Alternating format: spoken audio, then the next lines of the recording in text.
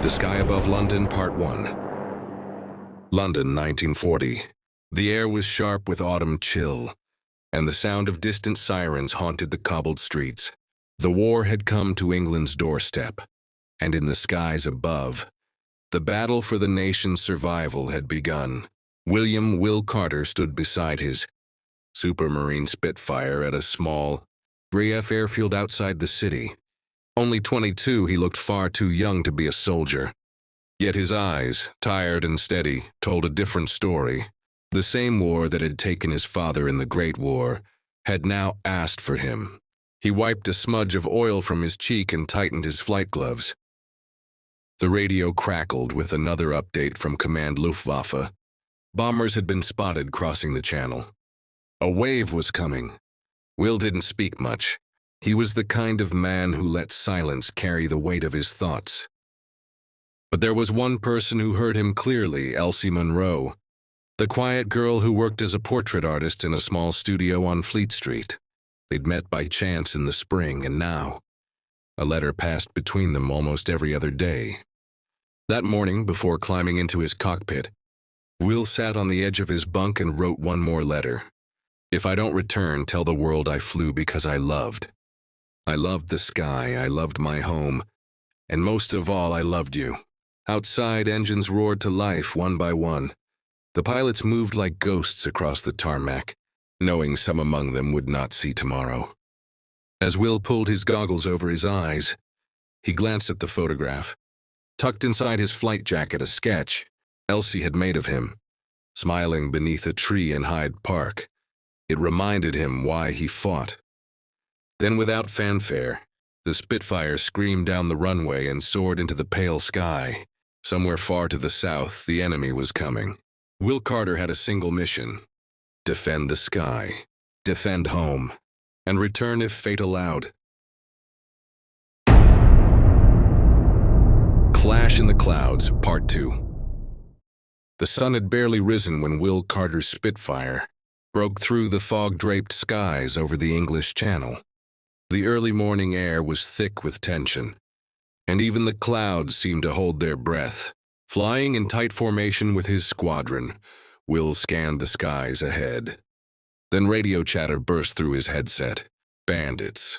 12 o'clock high. Multiple Messerschmitts inbound." The sky, once tranquil, now came alive with movement. German Bf-109 swooped in from the east, their silver fuselages slicing through the sky like blades. The Battle of Britain was not a distant war anymore, it was here, thundering into the airspace over southern England. Will banked hard to the left, the roar of his engine echoing in his ears. His fingers gripped the controls with instinctive precision. Every second was life or death. He locked onto one of the Messerschmitts and fired short bursts. The rounds tore through the air, and the enemy aircraft dipped, smoke trailing from its tail. But there was no time to celebrate. Another Bf-109 dove straight for him. This one was flown by Josef Beckmann, a skilled German pilot, but not a monster. Josef had joined the Luftwaffe to defend his homeland, not to conquer others. As he lined up his shot on the RAF Spitfire, he hesitated. Through the cockpit glass, he saw Will Young, calm, human. Not an enemy, just another man doing what he believed was right. Joseph's hesitation cost him. Will twisted the Spitfire into a roll, narrowly dodging the incoming fire. The two aircraft danced through the sky in a deadly ballet, neither one fully committing to the kill. For minutes that felt like hours, they weaved and dived, spiraling through the cloud banks like hawks caught in a duel. But just as quickly as it began, the skies scattered the combatants. Joseph pulled away and Will leveled out, breathing hard, heart pounding. Up here there were no victors, only survivors. Faces in the Sky, Part 3. The battle in the air had scattered the pilots like leaves in a storm. Will Carter leveled his Spitfire and exhaled, his breath fogging up the inside of his goggles. His hands, though steady, felt the ache of tension.